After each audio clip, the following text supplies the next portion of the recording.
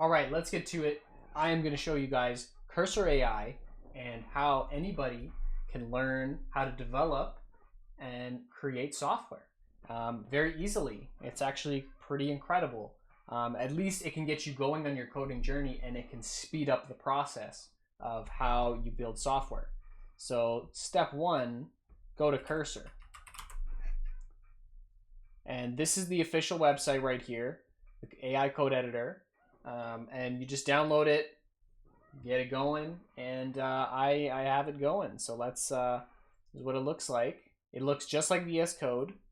If you're new, you don't even need to worry about that. So, and you start by opening a folder. And what we can do is we can just make a new folder. We can make right in here a new folder, coding test, right? Sure, whatever you want to call it. And then, boom. So we're in our coding test folder. You can pull up from the bottom the terminal, right? And the terminal is where you put all your commands. And we're going to make a very, very simple website, okay? So starting from here, we press Command I, and this is the Composer feature.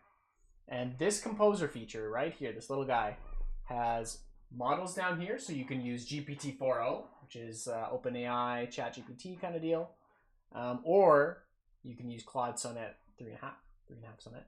That is the one that is the best for making code right now. O1 Mini, O1 Preview might be better, but they're expensive, and I haven't used them a lot to know. So, Claude 3.5.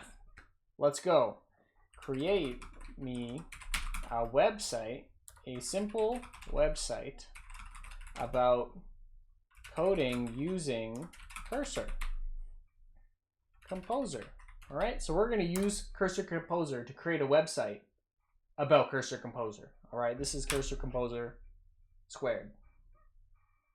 And look, you just type it to it, and it's creating files for you.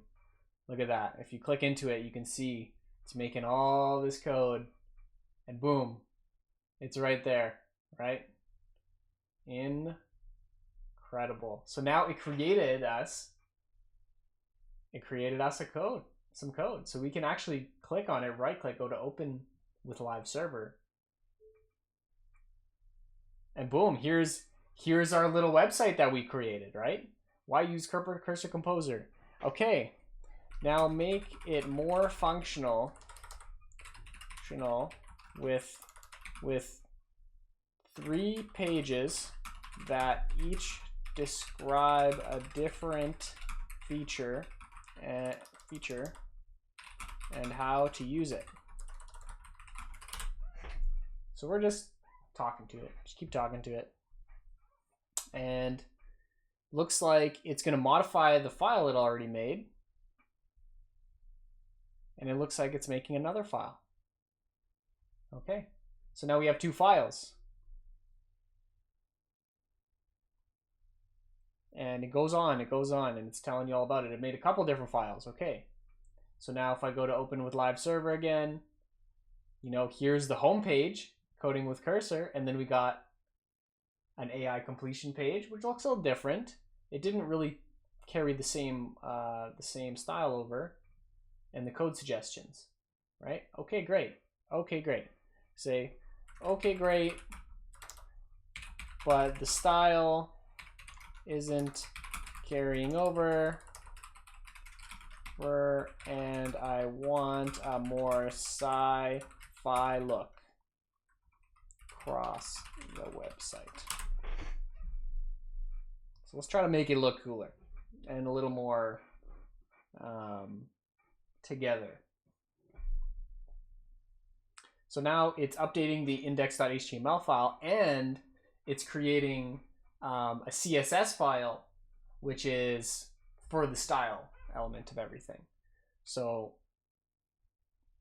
boom. So now we got our 3 pages, and we got a CSS file.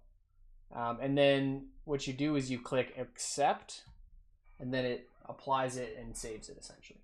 So now if I go back to my website, oh, that looks cool. Okay.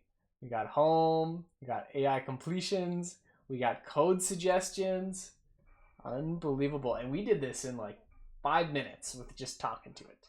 So that's pretty cool. And then after, you can just ask it, how do I host it?